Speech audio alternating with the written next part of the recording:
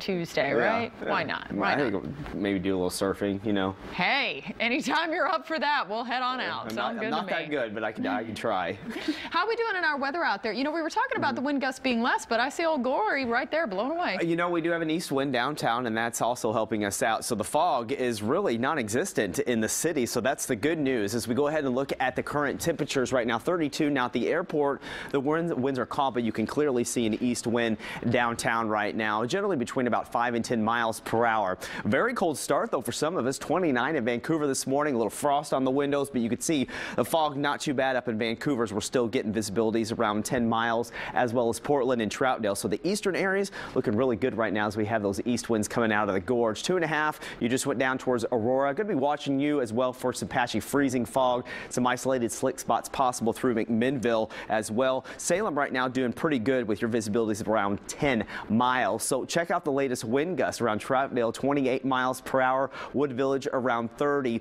So it's going to stay breezy to start, and as the day goes on, we'll start to see those winds lighten up through the evening hours, but very windy still through Crown Point. Check it out, winds gusting to 70 miles per hour. This is the area that we saw those winds gusting to around 115 miles per hour yesterday. Washougal, you've been seeing gusts to around 30, 32 this morning. So as we look at the planner, we're going to start off on a very sunny note. In fact, a beautiful sunrise. As the day goes on, we'll start to see some high clouds increasing with temperatures generally between about 47 and 50 degrees for most of us, and we'll stay generally partly to mostly cloudy through the evening hours. And as we get towards the coast, we could start to see some sprinkles developing towards the evening hours into the overnight hours. So what we're watching is this system right here. It's really going up north around a ridge of high pressure that's been over our area. Now this is going to try to break down, but really not going to do much. In fact, it's just going to really try to block this system with all of its might. So with the exception of the coast, seeing a few sprinkles, I think that's generally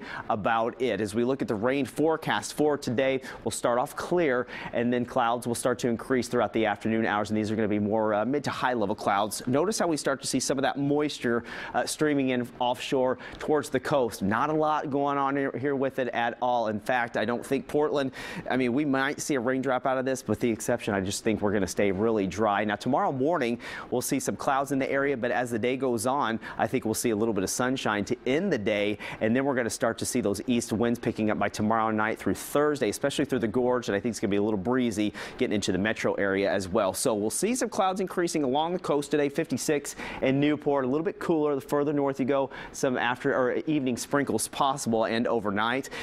Further south in the valley through about Corvallis and Eugene, you're going to be socked with more of fog. You have a dense fog advisory that goes until 9 a.m. this morning with clearing skies, of course, up towards the north of Portland.